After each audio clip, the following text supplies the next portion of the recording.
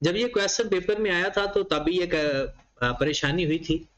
एक बात आप पहले अपने आप को समझानी है कि अगर आपने पूरी किताब पढ़ के गए हो, किताब पढ़ने से मुराद है कि आपने पास पेपर कोई 8-10 सवाल पास पेपर के किए हुए हैं, 7 लेक्चर लिए हुए हैं, तो जो भी सवाल पेपर में आया होगा वो आपको आता जरूर होगा, वो किसी भी फॉर्मेट में आ जाए।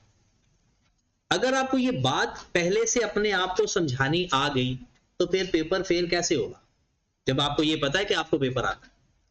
पेपर का स्ट्रक्चर चेंज हो जाता है जिसकी वजह से पेपर मुश्किल समझा जाता है। जैसे ये सवाल है, हमें अभी तक हमने जितने भी सवाल पहले पढ़े हैं उसमें क्या देखा है, हमें स्टेटमेंट ऑफ फाइनेंशियल पोजीशन के ओपनिंग बैलेंस और क्लोजिंग बैलेंस गिवन होते थे, हम उनका डिफरेंस लेकर उसको या तो लेजर बनाते थे या उसका डिफरेंस लेते थे, ऐसा ही है। yes. तो हमारा सवाल हो जाता था। अगर आपको कोई ये बता दे कि उसका डिफरेंस लेके बता दे, तो ये जब ये सवाल वही है, इसलिए मैंने कहा था कि घर से पढ़ के आना कि अगर इसमें इस सवाल के अंदर उसने उसका डिफरेंस जो हम खुद लेते थे उसने लेकर बता दिया, हमने कहा सवाल मुश्किल है। सवाल का स्ट्रक्चर चेंज हुआ, सवाल मुश्किल है। हालांकि वो उससे ये सवाल ज्यादा आसान था, उसमें हमें इंक्रीज डिक्रीज फाइंड करना पड़ता था, इसमें उसने गिवन किया हुआ था। अब एक और मसला, हम कैश फ्लो स्टेटमेंट के अंदर कुछ एलिमेंट्स का डिफरेंस लेकर लिखते हैं, कुछ एलिमेंट्स के अकाउंट्स बनाते हैं, ये काम है हमारा। अब जिनके अकाउंट्स बनाते हैं उसमें भी मेन हमारा काम होता है एक ब्रॉड ऑन एक कैरिड ऑन, और एक साइड पर एक अमाउंट लिखते हैं, तो बाकी डिफरेंस हमारा कैश आ जाता है या हम नया डिस्पोजल जो भी हमने फाइंड करना होता है। इस सवाल के अंदर वो कहता है जी junior accountant of drum limited has prepared the following statement of cash flow. आपने जूनियर अकाउंटेंट को कहा, नया नया वो आया था, आपने कहा जी चलो कैश फ्लो स्टेटमेंट बना के आओ। उसने क्या किया, उसने कहा जी ये मेरी है cash flow from operating activity. उसने रिटेन अर्निंग का डिफरेंस लिया, increase in dividend payable, net trade receivable और इंक्रीज इन इंटरेस्ट अक्रूड। कहता जी मेरी ऑपरेटिंग एक्टिविटी ये है। फिर उसने इन्वेस्टिंग एक्टिविटी बनाई, बिल्डिंग, इक्विपमेंट, इन्वेंट्री और टैक्स पेएबल। फिर उसने फाइनेंसिंग एक्टिविटी आपको बनाकर दे दी और उसका जवाब बराबर है। मतलब उसने opening cash and cash equivalent 450 add किया, उसका 100 वो ये बराबर आगे कहते ले वही कैश फ्लो स्टेटमेंट बन। Junior accountant informed you that he has taken the difference of opening and closing balance of each balance sheet items and classified each difference as either operating, investing या financing. He further informed that the statement is tied up with the cash balance. कहता उसने कहा भाई cash balance बराबर आ गया है, उसने ये इन्फॉर्म किया। He has ignored the following information. कहता मैंने तो सारे डिफरेंस लिए हैं, ये जो इंफॉर्मेशन है ना मेरा इसके साथ कोई ताल्लुक। कहता है depreciation of building and equipment, उसका बस देने का बहाना था सवाल, डेप्रिसिएशन फॉर द ईयर आ गई। ओके की बात हमें चाहिए होती है ना डायरेक्ट मेथड में डेप्शन। आगे कहते हैं during the year equipment costing 560,000, having book value 310,000, was sold for rupees, gain या लॉस ऑन डिस्पोजल भी आ गया, गेन है। देखिए पेपर में जब ये सवाल आया था बहुत सारे बच्चे ये सवाल छोड़ के आ गए क्योंकि ऐसा कभी पहले कभी सवाल आया नहीं था। तो सवाल तो ये भी वही था, सिर्फ उसने ऊपर जो बैलेंस शीट में आइटम गिवन से उनको प्लस माइनस करके लिख दिया, हम क्या हमें अलग अलग पहले बताया। तीसरे पॉइंट पे आ जाएं, provision for doubtful debts was increased by 140। हम अगर नेट डेटर्स का डिफरेंस लेंगे तो हमारे लिए ये कोई इंपॉर्टेंट चीज नहीं, लेकिन अगर हम ग्रॉस लेंगे तो फिर ये हमारे लिए इंपॉर्टेंट बन जाएगी। कहता है डिविडेंड, ये पहले कभी नहीं आया, ये पहली दफा आया, डिविडेंड पेड। एक बात याद रखें, interest payable, tax payable, dividend payable, अगर इनके ओपनिंग क्लोजिंग गिवन हो तो लेजर बनाना ही बनाना। अगर ओपनिंग क्लोजिंग ना गिवन हो तो जो गिवन है वो फॉर द ईयर भी वही है, पेड भी वही है। Interest and tax expense for the year amounting 378 और 650, इंटरेस्ट भी दे दिया और टैक्स भी दे दिया। Trade and other payable include 950 for purchase of, मतलब आपके पेएबल के अंदर 950 किसका है? नॉन करंट एसेट का। कहता जी कैश फ्लो स्टेटमेंट बनाए in accordance with IAS 7 using indirect method. चलो मेरे भाई, एक बात जो आप लोगों ने इंक्रीज डिक्रीज लेना होता है उसने खुद फाइंड करके बता दिया। दूसरी बात, उसका लेजर कैसे बनाते हैं। एक तो लेजर आपको मैंने सिखाया भी हुआ है, आपको याद होगा कि इंटरेस्ट का brought down plus SPL minus carry. अगर मैं इसको रीअरेंज करूं, ये आपने लिखना नहीं है, अगर मैं इसको रीअरेंज करूं तो मैं इसको लिख सकता हूं brought down minus carry down plus SPL। तो ये पूरी अमाउंट उसने खुद बता दी, ये अमाउंट उसने खुद बता दी, और हमने इसका बस SPL प्लस करना था तो हमारे पास इंटरेस्ट पेड आ जाना था। लेकिन हम ऐसा, मैं आपको एक तरीकाकार बताता हूं कि जब कभी जिंदगी में इंक्रीज डिक्रीज बताया हो, डिफरेंस बताया हो, और आप चाहते हो कि लेजर बनाया जाए, तो उसका मैं लेजर आपको बता देता हूं। कोई भी लेजर बनाना है, PPE का बता देता हूं, 2-3 बता देता हूं। PPE का मुझे बताओ, इसका ब्रॉड ऐसा ही होता है, ऐसा ही होता है। अगर आपका ये वो कह दे जी बैलेंस आपका 500 से इंक्रीज हुआ है, क्या कहे, 500 से इंक्रीज हुआ है, तो इसका मतलब है ब्रॉडन और कैरिडॉन का डिफरेंस 500 है, और वो डिफरेंस कैरिडॉन ज्यादा है या ब्रॉडन ज्यादा है? कैरिडॉन ज्यादा है। कौन सा ज्यादा है? कैरिडॉन। आप कैरिडॉन लिख दे 500 और ब्रॉडन लिख दे 0। आप ऐसा भी लिख सकते हो, उसको 1000 लिख दो, उसको 1500 लिख दो, उसको 2500 लिख दो, उसको 3000 लिख दो। मेन लिखना क्या है, आप 500 का डिफरेंस मेंटेन करना है, और वो भी क्लोजिंग ज्यादा हो। अगर PPE का ये केस कौन सा बन गया, इंक्रीज, तो ब्रॉड और कैरिडॉन आ गया, तो बाकी तो वही है ना, for the year information put करना। फिर अगर PPE के लेजर में वो कहे आपको कि भाई साहब 200 से कम हुआ है ब्रॉड ऑन कैरिड ऑन, आपने कैरिड ऑन 0 लिख देना, ये 200 लिख देना, आपका brought on carried on. Paper में लिखना ना, उसे पता चल जाएगा, 0 ना लिखना, ऐसे उसकी जगह डैश लिख देना, 0 ना लिखना। कोई भी बैलेंस इंक्रीज हो तो कैरिड ऑन होता है, डिक्रीज हो तो ब्रॉड ऑन में लिख देना, फिर कैरिड ऑन 0 लिख देना, आपका खत्म हो गया। पूरा सवाल आपको हो गया सिर्फ इस एक बात के ऊपर। और ये सवाल का अगर आप जाकर रिजल्ट देखें तो बहुत कम लोगों ने इसको अटेम्प्ट किया था। वजह कि पहले जैसे सवाल आता होता था उसने वैसे फॉरवर्ड में नहीं दिया। और आई कैप के पास अगर कोई चीज बाकी तमाम डिग्रियों से डिफरेंट है तो वो ये नहीं है कि वो सवाल मुश्किल होते हैं या पता नहीं कोई नई चीज कॉन्सेप्ट के बाहर पूछता है, नहीं, सवाल देने का स्ट्रक्चर चेंज करता है, बस अंग्रेजी को घुमाने की कोशिश करेगा। सवाल वही होता है जो हम पढ़ चुके होते हैं। अब ये समझो आपका सवाल हो गया। अब बारी सारे लेजर्स का ओपनिंग क्लोजिंग आ गए आपके पास। सिंपल ये देखना है कि अगर आपका बढ़ रही है, डिफरेंस बढ़ रहा है तो कैरिड ऑन, और अगर डिफरेंस कम हो रहा है तो ब्रॉड।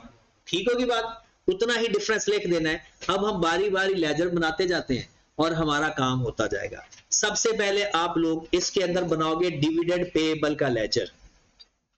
इसका बनाओगे क्योंकि हमें चाहिए प्रॉफिट, प्रॉफिट के लिए चाहिए रिटेन अर्निंग, रिटेन अर्निंग के लिए चाहिए डिविडेंड का पूरा बैलेंस। डिविडेंड पेएबल मिल गया balance. Working number 1, working number 1 dividend payable.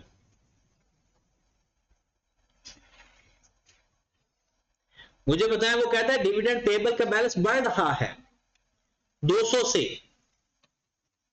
तो लायबिलिटी होगा ना, कोई एतराज तो नहीं। मैंने कैरिड ऑन पे 200 लिख दिया। याद रखिए बिल्कुल डिविडेंड पेएबल वैसे ही लेजर बनता है जैसे इंटरेस्ट पेएबल का बनता है, सिर्फ एक चीज का फर्क होता है, उसमें SPL आता है, यहां पर रिटेन अर्निंग आता है। वहां मैंने पहले दिन बनवा दिया था डिविडेंड पेएबल का, टैक्स पेएबल का और इंटरेस्ट पेएबल का। बताओ जरा, डिविडेंड आपको साल के एंड में गिवन है, वो पेड है या फॉर द ईयर? पेड है, तो वो कैश के नाम से आएगी। कितना? 700 पेड है। क्लोज करूंगा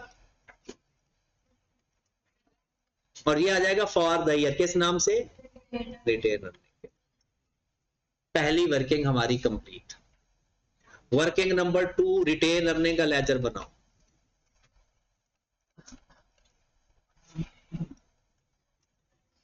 रिटेन अर्निंग में क्या मसला है? कहता है रिटेन अर्निंग भी इंक्रीज हुआ है 1360 से, रिटेन अर्निंग भी इंक्रीज हुआ है 1360 से। तो मुझे बताएं इसका ब्रॉड में ब्रॉड कितना है? नील।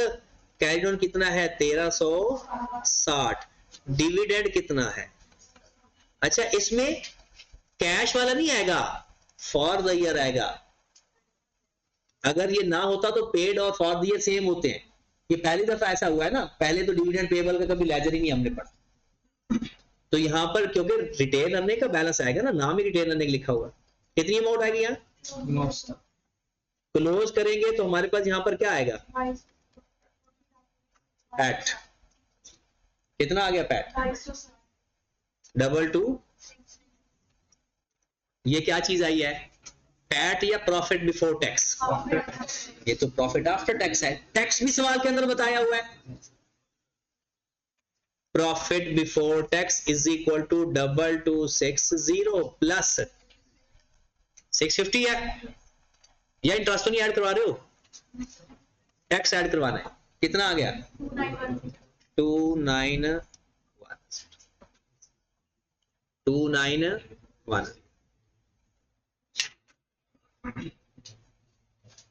ओके की बात। चले जी, प्रॉफिट सवाल तो हमारा शुरू हो गया क्योंकि प्रॉफिट बिफोर टैक्स आ गया, डेप्रिसिएशन गिवन है, इंटरेस्ट एक्सपेंस गिवन है। सवाल तो हमारा आ गया, सवाल शुरू हो चुका है।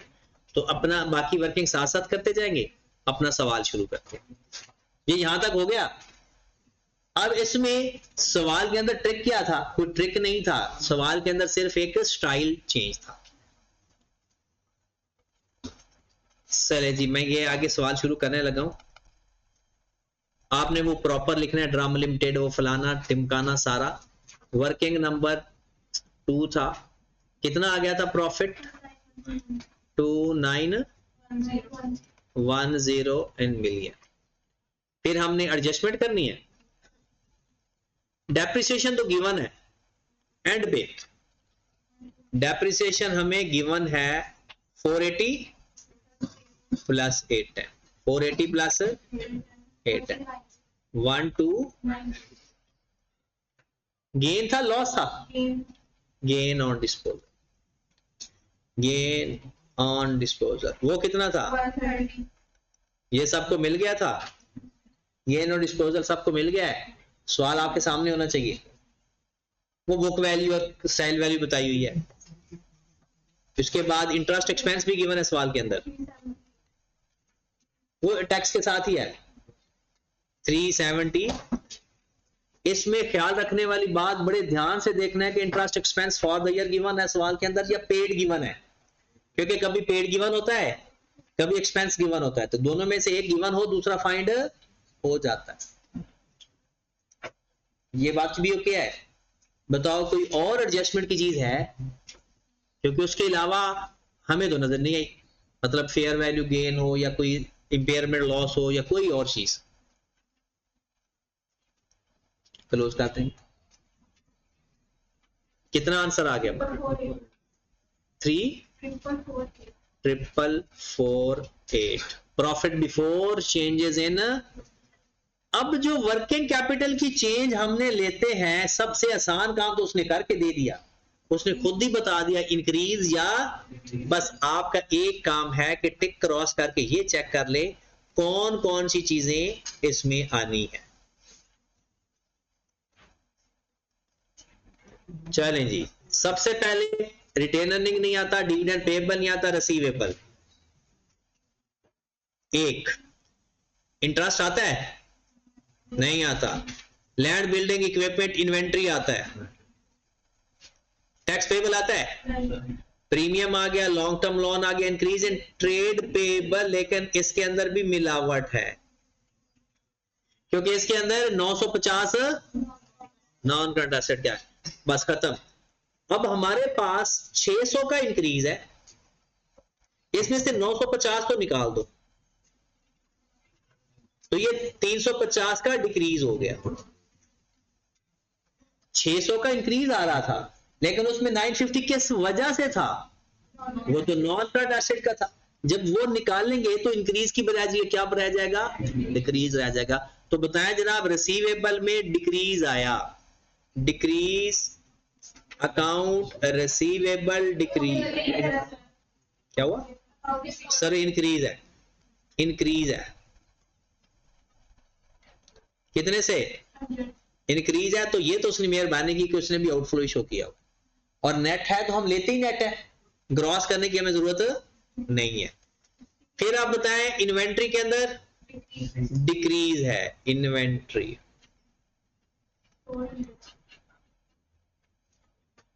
400 से। फिर अकाउंट पेएबल में भी डिक्रीज, अकाउंट पेएबल भी डिक्रीज हुआ है, कितने से? 350 से। खत्म हो गई बात। कैश जनरेटेड फ्रॉम ऑपरेशन 439, यहां तक कोई मसला अभी तक आया हो? इसके बाद क्या लिखते हैं? इंटरेस्ट पेड और टैक्स पेड। अब उसका आपको इंक्रीज डिक्रीज भी बताया हुआ है और फॉर द ईयर भी बताए हुए हैं, तो दोनों के लेजर बनेंगे। इंटरेस्ट पेड, टैक्स पेड, बिल्कुल वैसे ही लेजर बनाने हैं जैसे अभी हमने बात की है। मुझे बताओ इंटरेस्ट पेएबल का ब्रॉड ऑन और कैरिड ऑन, बताओ इंक्रीज हुआ था डिक्रीज हुआ था? बढ़ रहा है, कितने से? 50 से। तो लो जनाब आ गया 50 आपका, गॉट इट। तो ऐसे लिखना है ना कि अगर इंक्रीज या डिक्रीज हो तो इंक्रीज हो तो कैरिड ऑन में लिखते हैं, डिक्रीज हो तो ब्रॉड ऑन में लिखते हैं, दूसरी वैल्यू 0 देते हैं अगर डिफरेंस बताया हो तो। अब मुझे बताओ कि इंटरेस्ट पेएबल के अंदर अमाउंट कितनी एसपीएल की गिवन है या कैश की? एसपीएल की अमाउंट गिवन है जो कि 370, क्लोज करेंगे तो कैश आ जाएगा 32। लो जी वर्किंग नंबर ये मुठर 2 कर लेते हैं, दूसरी तो हो ही गई 328। बिल्कुल ऐसे टैक्स पेएबल का भी लेजर बना, ड्रॉ डाउन कैरी डाउन।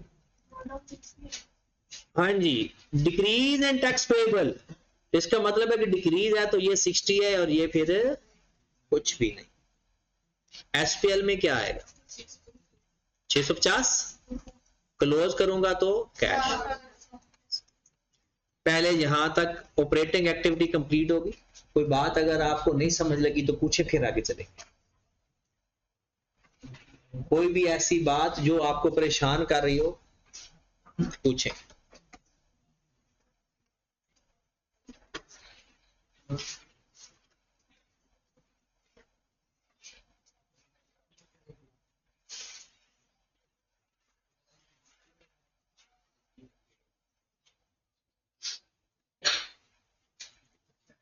अब आप मुझे बताएं कि अगर ये सवाल कोई छोड़ के आएगा तो उसने किस वजह से छोड़ा होगा? सिर्फ सवाल का तरीकाकार चेंज, बाकी ये नॉर्मल सवाल से भी ज्यादा था।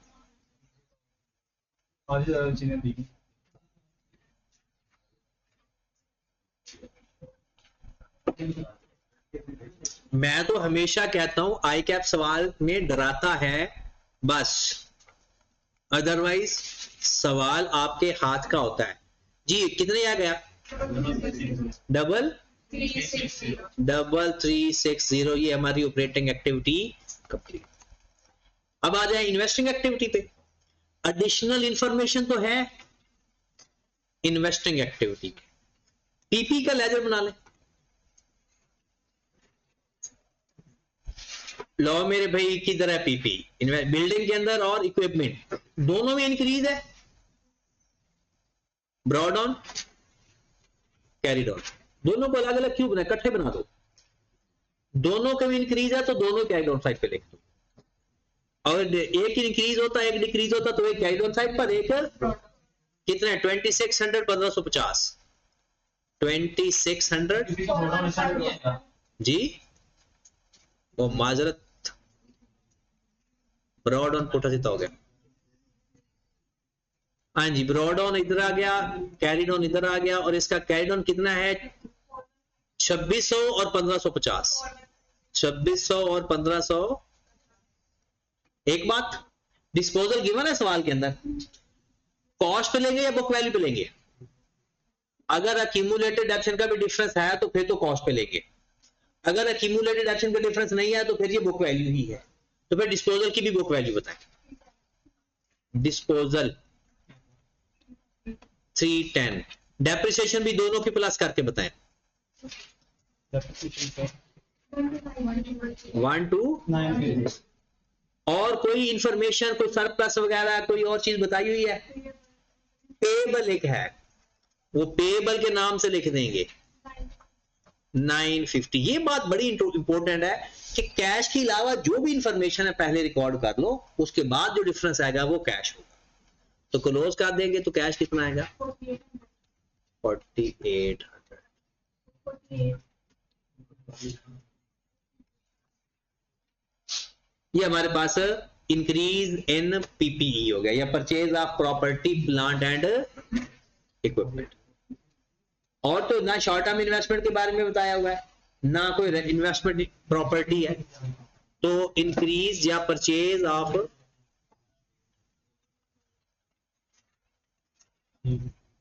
4800। कैश फ्रॉम डिस्पोजल वो तो गिवन है 440। लो जी, इन्वेस्टिंग एक्टिविटी भी पूरी होगी। कितनी? 43।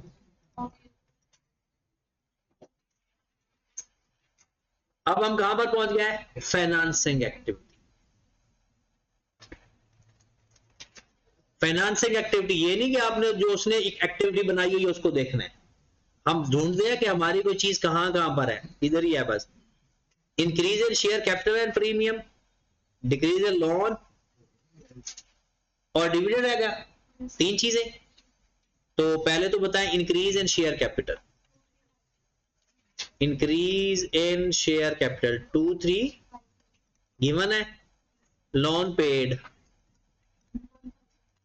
ये भी गिवन है, डिविडेंड पेड यहां पर फॉर द ईयर नहीं आना, यहां पर डिविडेंड पेड आना है। कितना पे किया था? लो जी, net cash flow from finance 6 A plus B plus C। Net decrease in cash and cash equivalent for 3 outflow, add opening cash and cash equivalent, वो गिवन है सवाल के अंदर। ये तो उसने भी यही निकाला था सारा, A plus B plus C, चाहे जूनियर था, लेकिन उसने ओपनिंग ऐड कर दो तो क्लोजिंग आ गया। 450 ऐड कर दिया,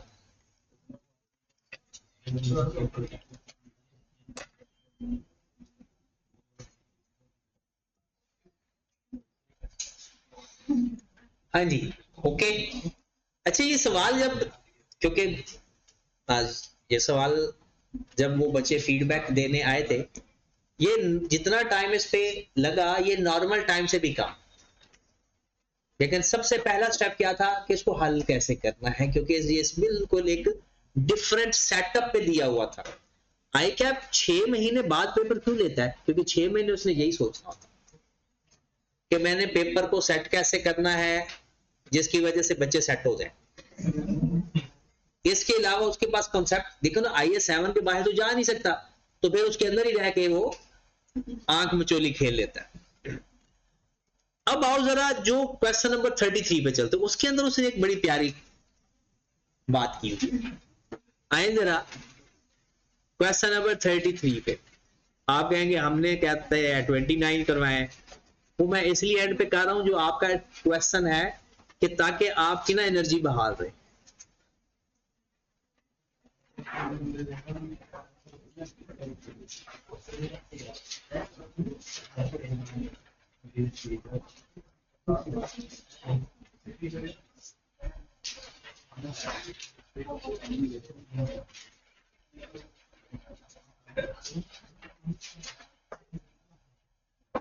चलिए जी, मैं बार बार कह रहा हूं, जो क्लास में सवाल किए जाते हैं आपने दोबारा लाजमी किया करना है, तब आपको पता चलेगा आप कर क्या रहे हो।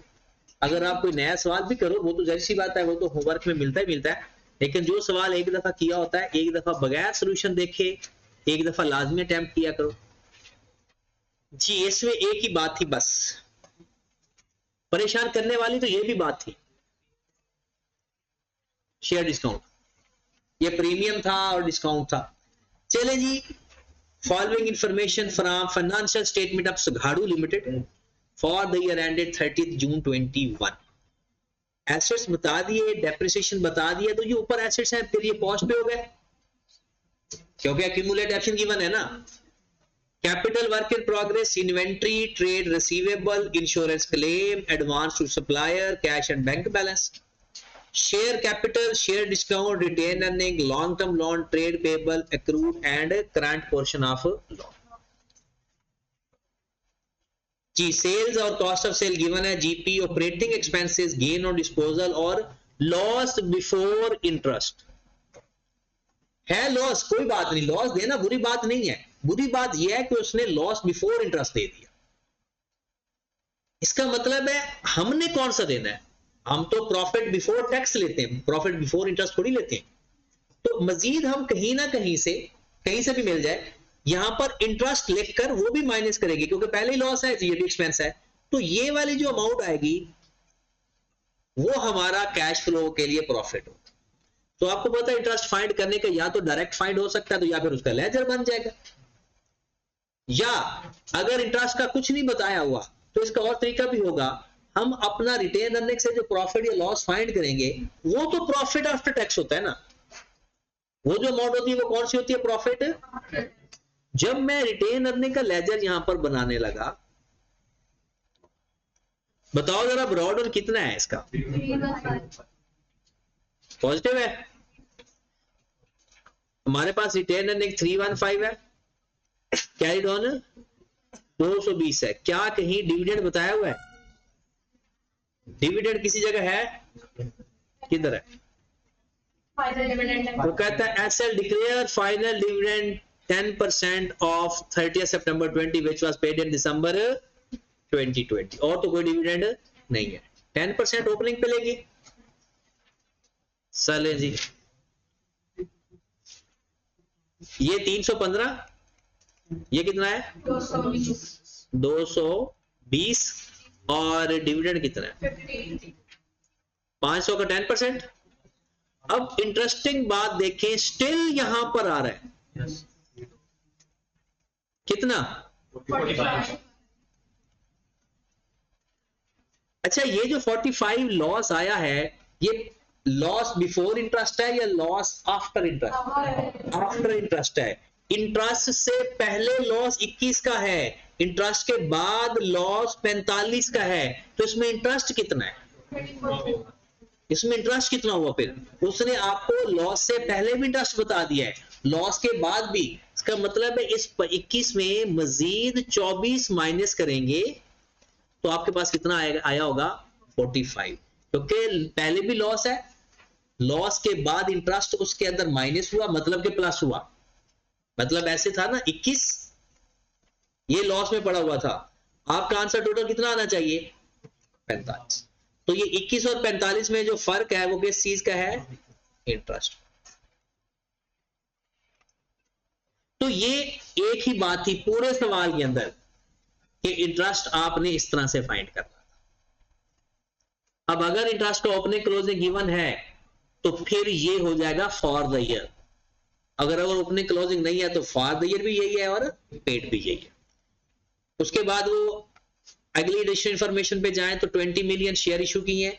इंश्योरेंस क्लेम, पिछले साल का इंश्योरेंस क्लेम 31 मिलियन जो ऊपर नजर आ रहा है वो पिछले साल का है, पिछले साल एक कैसे डिस्ट्रॉय हुआ था, तो इसका गेन या लॉस नहीं आएगा, सिर्फ 31 इनफ्लो आएगा इन्वेस्टिंग एक्टिविटी के अंदर। वो भी क्यों भला, इस साल मिल गया।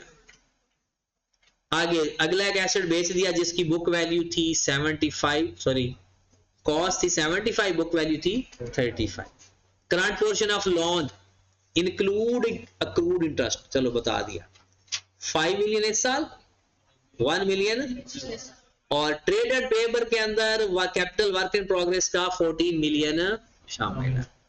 प्रॉफिट या लॉस तो हमारे पास आ चुका है, हमने अब फाइंड करनी है डेप्रिसिएशन। अब आपने ऐसा करना है, सबसे पहले तो आज है ना सवाल का फॉर्मेट लिखें।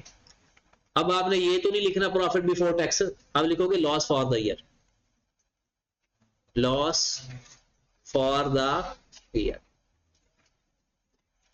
अच्छा, बहुत सारे जीनियस लोग होते हैं, जब पहली दफा लॉस वाला सवाल आया था ना लाइफ के अंदर, से नॉर्मल प्रॉफिट वाला ही आता है, तो लोगों ने क्या किया कि अच्छा पहले होता था प्रॉफिट, अब है लॉस।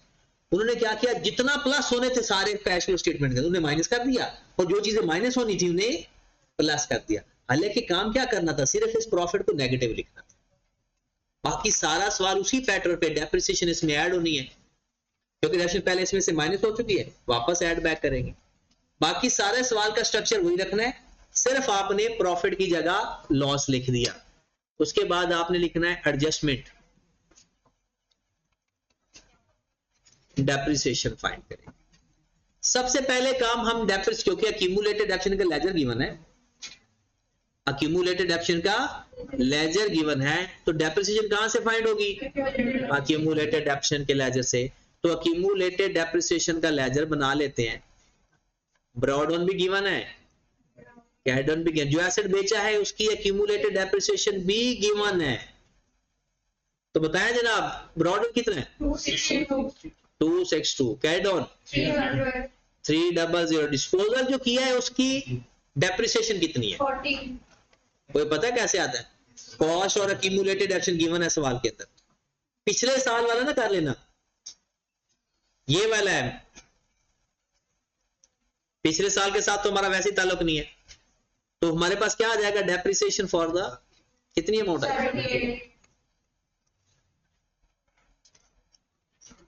ओके होगी बात। फिर आगे बढ़े, उसके बाद आ जाएगा इंटरेस्ट। इंटरेस्ट भी हमने फाइंड कर लिया, कितना इंटरेस्ट फाइंड किया था 24। गेन या लॉस, ये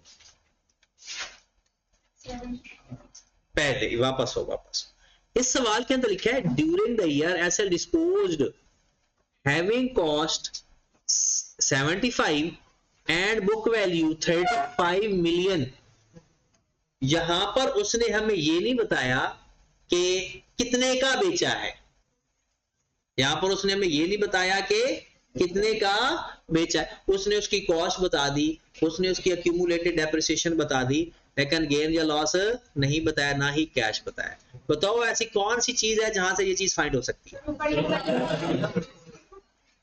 गेन ऑन डिस्पोजल।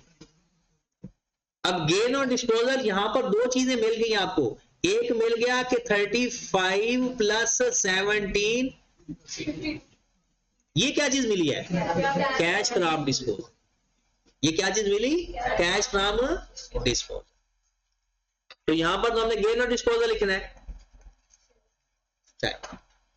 और कोई चीज है, खत्म होगी बात। Net profit before change in working capital कितना आ गया 40। अब हमने क्या करना है, चेंज इन वर्किंग कैपिटल लिखे। आओ जरा चेंज इन वर्किंग कैपिटल तो चलते हैं ना अपने असल जगह पे।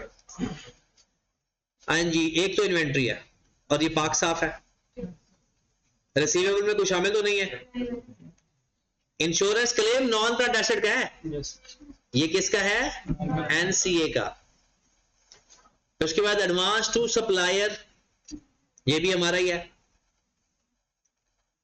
उसके बाद retained earning, loan, trade payable, accrued expense, बस क्योंकि जो long term short term loan है वो किधर जाएगा, फाइनेंसिंग एक्टिव।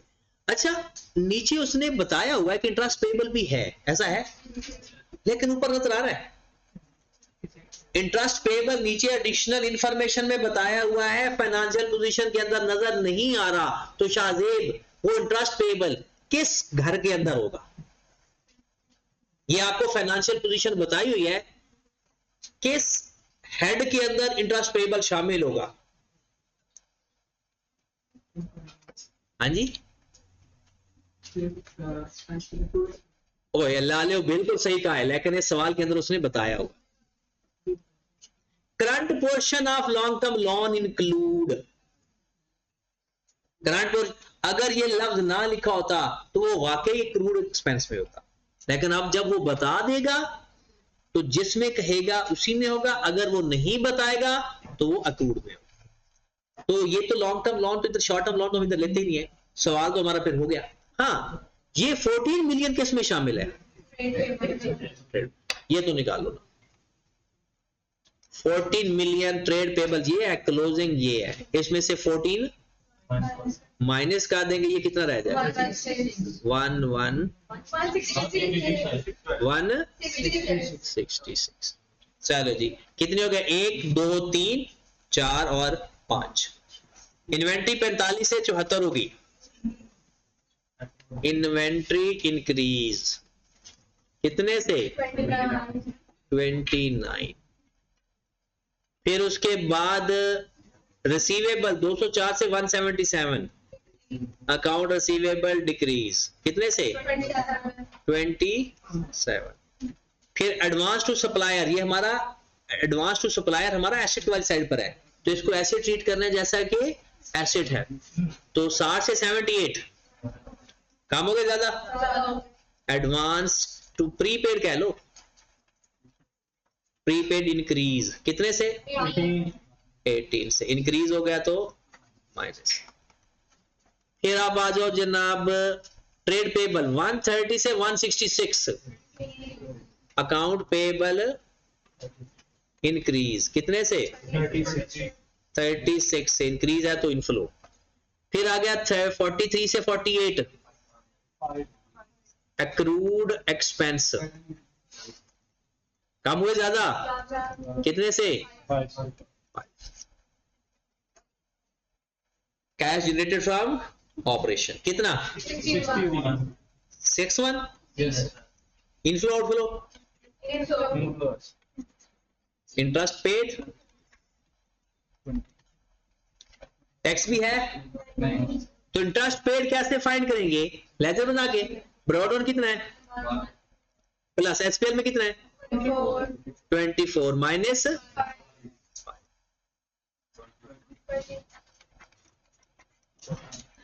ये हमारी ऑपरेटिंग एक्टिविटी का कैश फ्लो आ गया।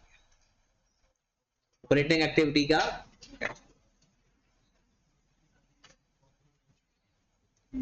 नेक्स्ट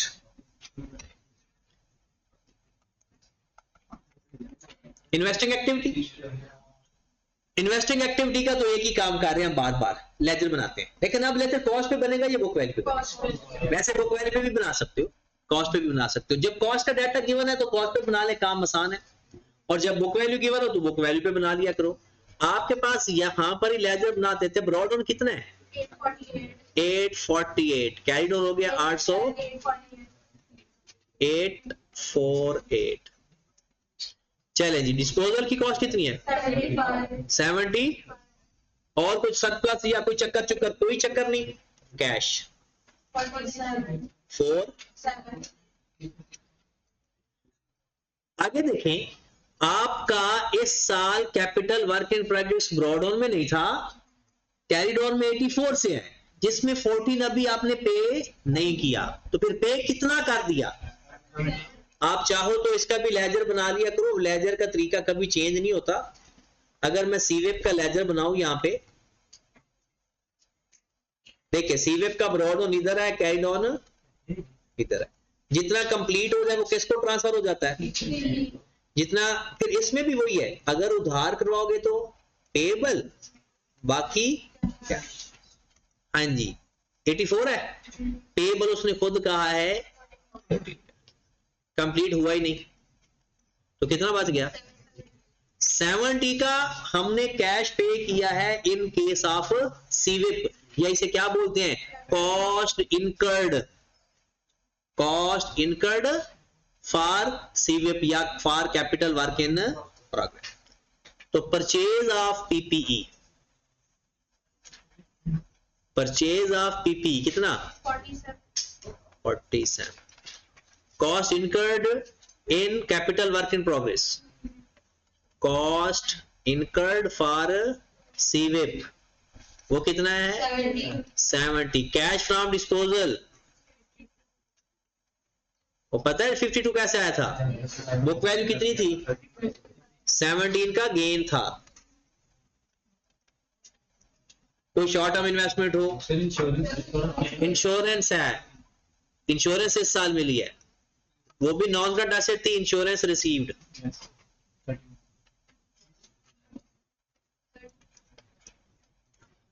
ये हमारी इन्वेस्टिंग एक्टिविटी पूरी हो 34 का आउटफ्लो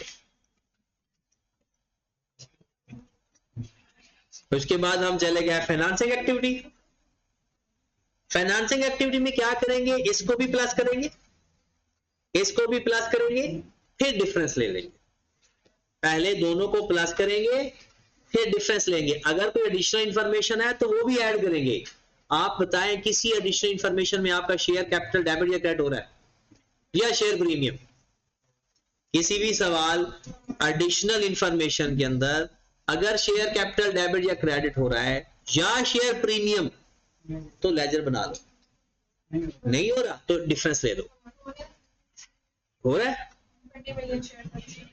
तो वो तो डिफरेंस ही आएगा ना जो शेयर इशू किए हैं वो तो डिफरेंस आएगा इसके अलावा किसी यानी जैसे हम बोनस इशू कर देते हैं नॉन कैश फ्लो जो हो 500 का डिफरेंस लेना है 660 से 500 का डिफरेंस लेना है 600 क्योंकि नीचे 40 का डिस्काउंट है 160 शेयर कैपिटल इंक्रीज कितने से 160 लोन का लेजर बनाएंगे लोन की कोई पेमेंट वगैरह के बारे में बताया हुआ सवाल के अंदर तो नहीं बताया बस ये बताया कि करंट मैच्योरिटी लोन के अंदर ना कुछ गैर जरूरी चीजें भी हैं तो बताएं जरा करंट पोर्शन के अंदर ब्रॉड लोन में कितना इंटरेस्ट शामिल है 1 का तो ये 39 है और कैड लोन में कितना है 5 का और ये कितना है 38 क्या तरीकाकार बताया था ऊपर लोन की मैं 210 जमा 39 कितना हो गया 240 और क्लोजिंग कितना हो गया 175 प्लस 38 249 से लोन चला गया 213 पे पे किया रेज किया है पे किया लोन पेड कितना 36 डिविडेंड पेड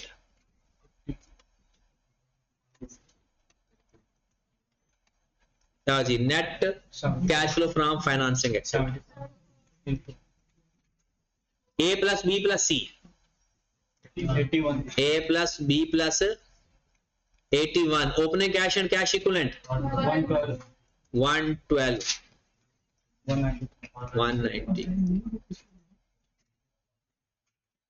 हाँ जी इस सवाल के अंदर वो इंटरेस्ट वाली चीज के अलावा मेरे ख्याल में और नहीं था कुछ बाकी ये थोड़ा सा ये इंफॉर्मेशन थी कि डिस्काउंट दिया था वो भी घबराहट हो जाती है घबराहट कहां पर होती है जब कोई नई चीज पेपर में है और सीए घबराहट का चैंपियन है मतलब इसमें तो आना ही सब कुछ नहीं है लेकिन इस बात को आप दिमाग में बिठा लें जो पेपर में सवाल होगा वो आपको आता है और वो सवाल भी हो जाना है बस प्रैक्टिस होनी चाहिए थोड़ी सी आपकी प्रैक्टिस से ही आपने काम पूरा करना है इसके अलावा तो कॉन्सेप्ट तो वही थे जो हो के चुके हैं ये नई नई चीजें जो आ रही हैं पेपर में एक नई चीज आनी है वो अभी हमें पता ही भी नहीं है कि जो पेपर में आनी तो हर सवाल 80% आपको आता होगा या पूरा पेपर आपको 80% आता होगा सिर्फ 20% की गेम है वो है आपका हवास वो कैसे आप उन 3 घंटे में कंट्रोल करके बैठते उन 3 घंटों में भी 15 मिनट सबसे ज्यादा खतरनाक होते हैं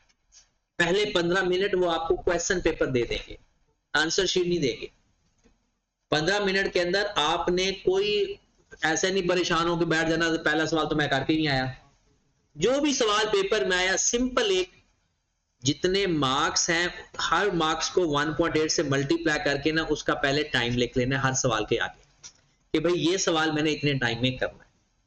दूसरा तरीका, सबसे पहले एक छोटे क्वेश्चन पकड़ने हैं, छोटे क्वेश्चन पहले हल करने हैं। ये छोटे क्यों नहीं करने, ये छोटे क्वेश्चन लिखा हुआ है। उसकी वजह ये होती है क्योंकि बड़े क्वेश्चन के अंदर ना कहीं बंदा मार खा जाता है। छोटे क्वेश्चन जो आपको आते हैं, ये नहीं कि सर ने छोटे कहा था आते हैं या नहीं आते करने, जो आपको सबसे अच्छे सवाल आते हैं छोटे छोटे 2-2 नंबर के, 4-4 नंबर के, 8-8 10-10 नंबर के, वो करने हैं। जितने आपको आते हैं वो कर ले। उसके बाद बड़े सवाल होते हैं 3, ज्यादा बड़े जिसे हम कहते हैं, फिर उनमें से रैंकिंग कर ले कि पहले कौन सा करना है, दूसरा कौन सा करना है, तीसरा कौन सा करना है। इन केस अगर आपके छोटे सवाल जल्दी हो जाते हैं, एंड में बच गए 3, तो फिर आपने ऐसा करना है कि सपोज दैट आपके पास 1.5 घंटा बचा पड़ा है, ऐसा होता तो नहीं होता, और आपके सवाल 3 है, आपने आधा घंटा तीनों सवालों को दे दे, जितना हो सकता है, जितने हो गए ओके, नहीं होते थे ना सही। हाँ, अगर कोई टाइम किसी सवाल का बच जाता है तो वो दूसरे किसी सवाल को आप दे दें। दूसरा इंपॉर्टेंट बात आपने ये काम करना है कि आपके पास ये पेज है, पहले पेज के ऊपर कुछ नहीं लिखते होते, पहला पेज के ऊपर सिर्फ अपने रोल नंबर वगैरह लिखना होता है। वैसे मैं बता भी दूंगा, शेयर कर दूंगा, एक वीडियो है उसके ऊपर स्ट्रक्चर कैसा होता है, क्योंकि आप में बहुत सारे लोग पहली दफा पेपर देते हैं कि रोल नंबर कैसे लिखना होता है, वही आपने बॉक्स किसी जमाने में फिल किए होंगे। वैसे ही वहां सिग्नेचर लाजमी करने होते हैं, CRI नंबर लिखना होता है, और एक बात, सारी चीजें आपने कैपिटल अल्फाबेट्स में लिखनी है, पेपर नहीं, पहले पेज पे अपना नाम, सब्जेक्ट का नाम, वो आपने कैपिटल अल्फाबेट्स में फिल करना है। एक यहां पर ये आपका पहला पेज होगा, ये वाला पोर्शन होगा आपका रोल नंबर लिखने का। रोल नंबर यहां पर पहले बॉक्स होगा, यहां पर आपने CRI नंबर लिखना है। सपोज 3 है, यहां पर 5 है, यहां पर 7 है, तो यहां पर 3 के सामने वाला बॉक्स फिल करेंगे, 5 के सामने वाला, 7 के सामने वाला, वो तो आपको मेरे ख्याल में ये चीज पता होगी। यहां पर ऊपर आपके पास ना एक लाइन होगी इस तरह से, यहां पर आपने अपना नाम लिखना है कैपिटल अल्फाबेट्स में, यहां पर सब्जेक्ट का नाम लिखना है, और यहां पर नीचे 3 बॉक्स होंगे, उसमें एक में आपके सिग्नेचर भी की जगह होगी, वहां आपने सिग्नेचर कर देना है। ये आपका पहला पेज है। पहले पेज के पिछली साइड पर कुछ नहीं लिखना, आपने उससे पेज, अगला हर पेज कुछ इसी फॉर्मेट में होगा, और यहां पर एक लाइन होगी, और इस लाइन के साथ एक 3 बॉक्स बने होंगे हर पेज के ऊपर। आपने इसके ऊपर क्वेश्चन का नंबर लिखना है, बाहर नहीं लिखना है, इसके अंदर ही क्वेश्चन का नंबर और उसका पार्ट। अब इन केस आपका ये सवाल है और अगला पेज के ऊपर आप उसकी ही वर्किंग साथ लिख सकते हो, पार्ट की, अपने पार्ट की वर्किंग। जैसे ही यहां पर आपने वर्किंग की, आपका जवाब आएगी 100, तो और आपने यहां पर 100 लिखना है, लेकिन वो चीज लिखने के बाद यहां पर क्या लिखना है, वर्किंग नंबर 1। यहां पर आपने वर्किंग 2 की और आपने यहां पर कुछ लिखा, तो यहां पर ये इस वैल्यू को इधर शिफ्ट किया, तो यहां पर वर्किंग 2 भी, सिर्फ वर्किंग 2 नहीं लिखोगे, वो नाम भी लिखोगे, वो नाम भी लिखोगे। और जैसे आपने इंटरेस्ट निकाला ना, तो यहां इंटरेस्ट लिखेंगे, फिर आगे लिखेंगे working number 1, interest paid what ever जो भी आपने फाइंड किया। फिर जैसे ये सवाल हमारा कंप्लीट हो जाता है, आप सेकंड पेज पे जाओगे, फिर वही इसी तरह, सपोज दैट आपके पास क्वेश्चन एक था और उसके 2 पार्ट थे, पहले आपने क्वेश्चन ए का ए पार्ट लिखा, फिर जब दोबारा शुरू किया तो फिर क्वेश्चन नंबर 1 लिखना है और उसका बी पार्ट लिखना, इस तरह से। और हर सवाल फ्रेश पेज पे करना है, एक पेज के ऊपर कभी भी आपने 2 सवाल नहीं करना, चाहे एक सिंगल लाइन का ये आंसर क्यों। ये नहीं देखना कि आई कैप नाराज हो जाएगा मैं सारा पेज छोड़ दी, वो आई कैप के प्रॉपर्टी नहीं होती। ये जो आपने एडमिशन फीस पे की है वो आपकी प्रॉपर्टी होती है, वो आपके खरीदे हुए वो रजिस्टर होते हैं, पेज होते हैं। और दूसरी बात, कुछ बच्चों को ये डाउट होता है क्योंकि PRC वाले होते हैं कि शायद जो एक्स्ट्रा शीट है वो ना मिले या एक पेज मिले, आप जितनी मर्जी एक्स्ट्रा शीट्स लेना मिल जाएंगे, वो इसमें कोई परेशानी नहीं। हाँ, पेपर एक रीजनेबल स्ट्रेंथ में होना चाहिए, उसमें कोई इशू नहीं। दूसरा, आप लेने ने ब्लैक कलर इस्तेमाल करना है, ब्लैक कलर के अलावा कोई भी और नहीं चीज चाहिए, सिर्फ ब्लैक कलर। उसमें भी जो जेल पेन है वो अलाउ नहीं है, बाकी सारे अलाउ है, जेल पेन अलाउ नहीं, इंक पेन भी अलाउ होता है।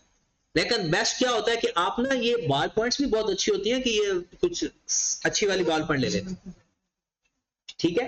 2 तरह की, एक इंक ना इकट्ठी कर देती है, वो बहुत ही खराब होता है, वो बिल्कुल ऐसे ही हो जाएगा कि जैसे अगर वो ना साथ एक डॉट बन जाता है निब के साथ ही, तो वो कभी सवाल हल करते करते ना तो वो आपका हाथ या उस पे वो डॉट के ऊपर लग जाता है, तो वो सारा ऐसा ही होता है जैसे बंदे को ना नजला लगाओ, वो सारा खराब हो जाता है, तो वो पेज ही खराब हो। तो पेन लेते वक्त अगर किसी पेन के साथ ऐसा है ना, तो आपने साथ एक टिश्यू रखना है कि हर थोड़ी देर बाद ना जैसे ही वो इंक कटी वो साफ कर। लेकिन बेहतर यही है कि आप अच्छा पेन ले लो। ये जितने भी ये आप लोग पेन लेते हो ना, इनकी जो ओरिजिनल कंपनी का असल पेन होता है ना, वो बहुत अच्छा होता है। ये कॉपीज भी बहुत बिकती हैं। तो ये जो किसी ना अच्छे स्टोर से वो पेन ले, या ऑनलाइन ऑर्डर भी कर सकते हैं, वहां से भी अच्छे पेन मिल जाते हैं, लेकिन अब वो भी आपको पता है रिलायबिलिटी तो नहीं होती। वो जो मोस्टली जो ओरिजिनल पेन होते हैं ना, उनकी ना जो निब के आगे ना वो कुछ पहले से लगा होता है, वो निब फ्री नहीं होती, और थोड़ा सा 0.7 या 0.8 वो जो उसके होते हैं ना बोल्डनेस, वो 0.7 या 0.8 वो एक अच्छी बोल्डनेस होती है। वो ना थोड़ा सा मोटा लिखा हो ना तो प्यारा लगता है, बिल्कुल बारीक लिखा हो ना तो वो अजीब लगता है। तो वो ना उस जब आपने लेना है तो 0.7 या 0.8 कम अज कम होनी चाहिए बोल्डनेस। तो बाकी मेरा अल्लाह मलिक है।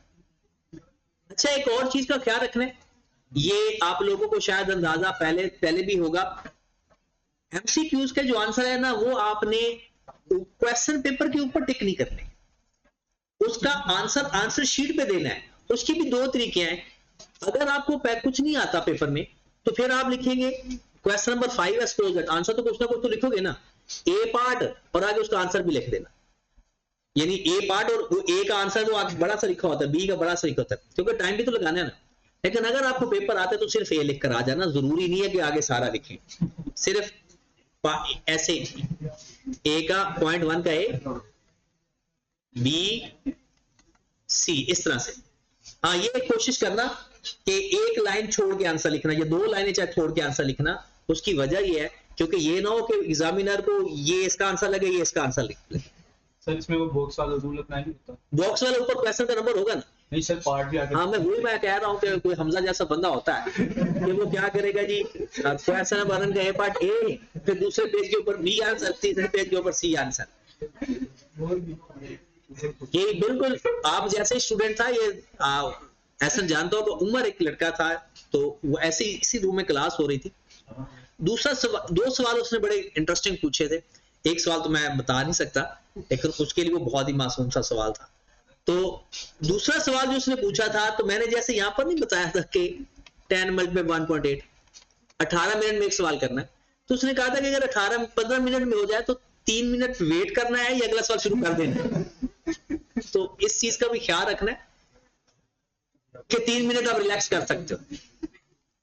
अच्छा, कभी आपको अल्लाह ना करे ऐसा हो, लेकिन मेरे जैसे भी बहुत सारे होते हैं कि कभी कभी बंदा पेपर तैयारी के बगैर भी चला जाता है कि अल्लाह ताला करम कर दे। तो अगर आप लिखते लिखते थक जाते हो, एक दफा मेरे साथ ऐसा हुआ कि एडमिशन भेज दिया, तो लेकिन फैमिली की मसले की वजह से कोई ऐसा इशू हो गया कि नहीं अपेयर हो सके, एडमिशन भेजा हुआ था।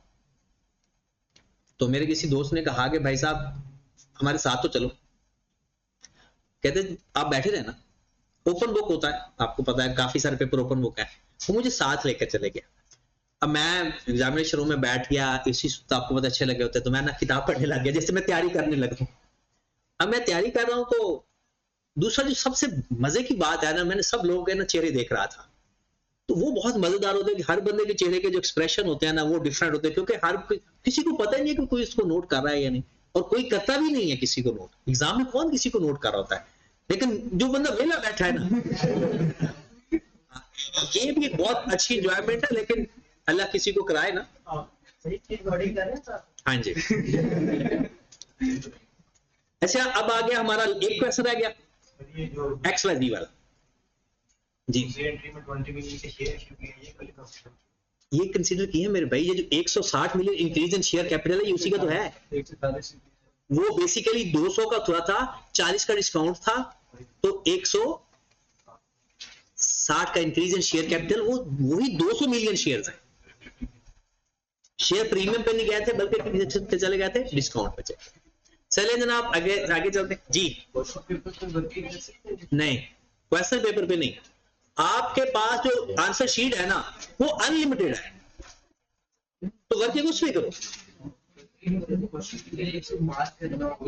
मार्क तो कर सकते हैं, मार्क और अंडरलाइन कर सकते हैं, लिखने की कुछ इजाजत नहीं।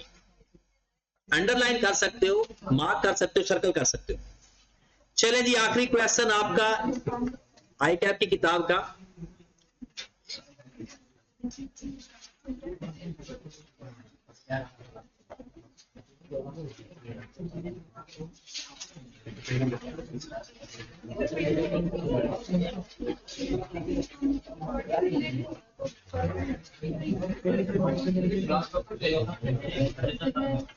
जी, ये क्लास अभी ये सवाल करते हैं, फिर एक छोटी सी ब्रेक होगी, फिर एनपीओ स्टार्ट करते हैं। हाँ जी, the statement of financial position of Liaquat industries 11:30 बजे तक होगी यार बस। टेस्ट भी हमारा भी। हाँ तो कोई बात नहीं, आप लोगों की तो क्लास अभी शुरू होने लगी है। हम लोग ऐसे बैठे The statement of financial position of Liaquat Industries as at December 2016 is as follows. Honest capital, long term loan, short term loan। तो यार बोलो ना प्लीज, क्योंकि ये सवाल आपकी फरमाइश का, मैंने तो अपने वाले करवा दिए।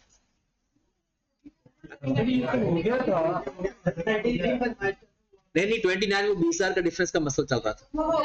हो गया सबका, हो गया सबका ही। चलिए, फिर भी मैं एक छोटी सी बात इसके बारे में बता देता हूं। हमने एक कैपिटल वर्क इन प्रोग्रेस का लेजर बनाना है। दूसरी बात, जब आप ये बिल्डिंग का, व्हीकल का और इक्विपमेंट का आपने लेजर बनाना है, इसका जब लेजर बनाने लगोगे ना, तो इनके सब के, क्योंकि डेप्रिसिएशन गिवन है इकट्ठी, इन सब का ब्रॉड ऑन लिखोगे। जैसे इन सब का ब्रॉड ऑन आ रहा है, और फिर कैरिड ऑन लिखोगे, फिर डिस्पोजल लिखोगे, ऐसा ही है। yes. इसके जो एरर्स हैं, इसमें सबसे बड़ा ज्यादा इशू ये था कि लोगों ने एरर लेजर्स के अंदर लिखने की कोशिश की थी, जो कि गलत बात थी। अब जरा ध्यान से देखिएगा, इन एरर की वजह से इनमें से कौन से बैलेंस गलत है, ब्रॉड ऑन या कैरिड ऑन? Carried on. तो उस कैरिड ऑन में 20,000 यानी 50,000 प्लस कर देंगे, या माइनस कर 50,000 माइनस कर देंगे और 30,000 ऐड कर देंगे, सिर्फ कैरिड ऑन के अंदर। इसके अलावा अगर आपने लेजर में लिखा ना, तो वो ब्रॉड ऑन ठीक होते हैं। लेजर में लिखने से ब्रॉड ऑन ठीक होते हैं, और गलत कौन से हैं? Carried on. तो आप कैरिड ऑन ठीक करो ना। एक चीज ये आ गई। दूसरी चीज ये आ गई कि आपने ये कहा कि सर वो तो कैपिटल के कैरिड ऑन में से भी इतना ही प्लस माइनस कर रहा है। अल्लाह के बंदो, ये जो उसने 2016 का प्रॉफिट फाइंड किया हुआ है, सॉरी कैपिटल फाइंड किया हुआ है, इसके अंदर कैसे कैपिटल फाइंड करते हैं? Capital plus net profit minus drawings. Closing capital कैसे आता है? Opening capital plus net profit minus, तो प्रॉफिट गलत तो है। अगर प्रॉफिट गलत है तो फिर ये कैरिड ऑन भी गलत है। तो इस कैरिड ऑन को भी ठीक करना है।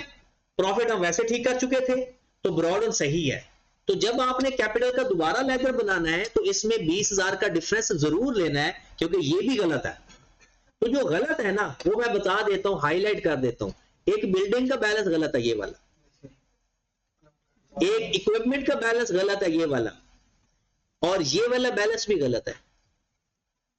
और एक और चीज गलत है, वो है प्रॉफिट। प्रॉफिट गिवन है सवाल कर दीजिए, ये प्रॉफिट भी गलत है। सिर्फ इन तीनों को ठीक करना है, आपका सवाल सारा हो जाएगा। और तीनों में क्या करना है? एक ही चीज, 50,000 माइनस करना है और 30,000 ऐड करना है। बेसिकली 20,000 सब में माइनस करना है। ओवरऑल प्रॉफिट में, इक्विटी के अंदर, वहां पर जाकर एसेट्स के अंदर। बाकी सवाल मेरे ख्याल में सीधा सा था। और लॉस भी ये वाला नहीं लिखना, ये गलत है। लॉस कितना है? 40,000 का। गेन है, गेन ऑन डिस्पोजल दिस, और लॉस ऑन डिस्पोजल 60,000। चलें जी, फिर अगर आप 5 मिनट थोड़ा सा मुंह धो लें।